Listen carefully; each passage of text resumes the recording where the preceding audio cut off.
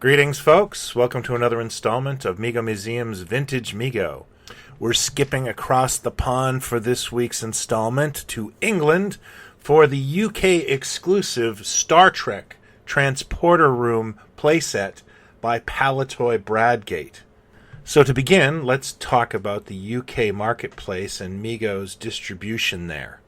When Mego first launched on the scene with Action Jackson in the early 1970s, British distributor Cecil Coleman took the line and ran with it in the UK. Although they made one subtle change, they changed his name from Action Jackson to Johnny Jackson. This was done because Palitoy, the company we're going to be talking about today, had had incredible success with Hasbro's G.I. Joe line under the UK name Action Man. So there's no way they could release an action figure called Action Jackson in the United Kingdom. After Johnny Jackson, Cecil Coleman began to distribute the world's greatest superheroes for Mego. This was probably about 1974, and from what I gather, they just brought over the regular U.S. product. In 1975, Mego struck a deal with Palitoy Bradgate, which was the wholesale division of Palitoy, and the first lines they picked up were two very popular items for 1975, Planet of the Apes, which enjoyed huge success in the United Kingdom, and Star Trek, which was, of course, a worldwide phenomenon as well. Palitoy was famous for taking American toys and innovating them, making little tweaks, changing the packaging, oftentimes making them better than the original toy.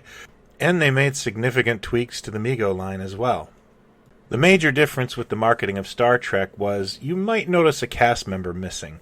Palitoy was not big on female Mego characters. In fact, during their run, the only female character they released in 8-inch form was Zira from Planet of the Apes.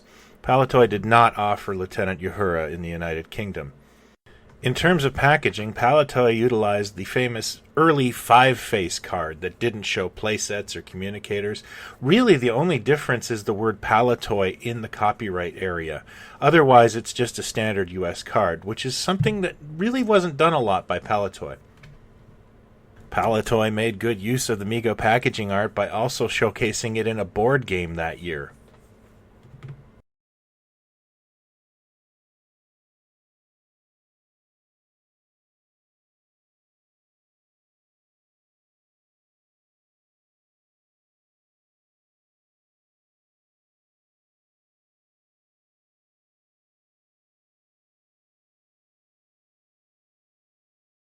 One of the more telling signs of Palitoy's success with the Mego Star Trek brand is they actually brought the first wave Star Trek aliens over in 1976.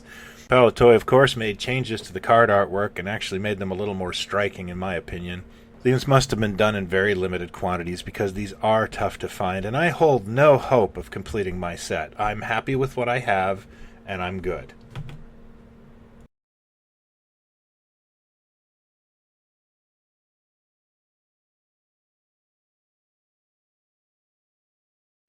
The Star Trek and Apes lines were a hit for Palitoy, so in 1976 they both returned. Each line got a new accessory. The Apes got a rock launcher, which I will talk about in a later episode, and Star Trek got the Transporter Room playset. You guessed it, it's just the transporter from the Bridge playset. So why didn't Palitoy just bring the Bridge playset over? Well, there's probably a couple of reasons why.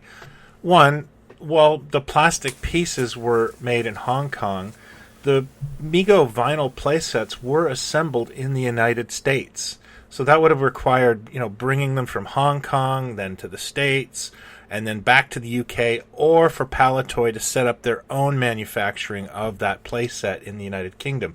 And the market just may have been too small for that sort of thing. The other factor may have been shelf space. Palitoy Bradgate is a division of Palitoy. Palitoy's core brand for boys was Action Man, a very large 1/6 scale character with playsets and environments that take up a lot of shelf space, and you certainly don't want to compete with your core item. So I think that may have had a bit of a factor as well, because while Palitoy Bradgate had a good relationship with Mego and brought over a lot of product, they kept the focus on the figures and not the playsets and vehicles. The biggest thing they brought over from Mego was the Starsky and Hutch Torino, and I think that's just because of the popularity of Starsky and Hutch and you just can't market those two without a car. So they took one of Mego's most innovative features out of its playset and marketed it as a standalone product. It's smaller, it fits on a shelf, it's actually kind of brilliant. They did make some modifications to the item. Even though on the box and in all the marketing, it just looks like somebody took the transporter out of the playset and used it. They had to modify it by adding a yellow top, and I think that yellow top is standing in for the roof of the vinyl playset that this came from. All in all, I think the item looks really great on its own. The packaging is fantastic for this, of course, because it's Palitoy, showing a Spock transporting. And of course, it still works. It's a fun feature. This item was made quite famous by appearing in an episode of The Big Bang Theory where Penny mysteriously finds two in a comic book shop and gifts them to Leonard and Sheldon. The episode is a pretty fun love letter to Mego and Star Trek, and I don't really watch that show, but I would say seek that out if you're a fan of Mego. On the secondary market, this is an uncommon piece, but it's not terribly expensive. I think the last one I saw sell for in the box was about $200. So it's something that is attainable and it's not astronomical. Personally, I love stuff like this. This is a fascination for me, these foreign market exclusives and variants. This is why I collect Mego, I think, is because of little discoveries like this. And I think this is an awesome toy. It's just beautifully done. Are you a fan of Palitoy Megos? What's your favorite? Let me know in the comments below, or hit me up on Twitter at Mego Museum. We'd love to have you on our Facebook group Mego Mania, or of course on our forums at megomuseum.com. Thank you for watching again. If you haven't already, please hit like and subscribe. I do this every week. Take care.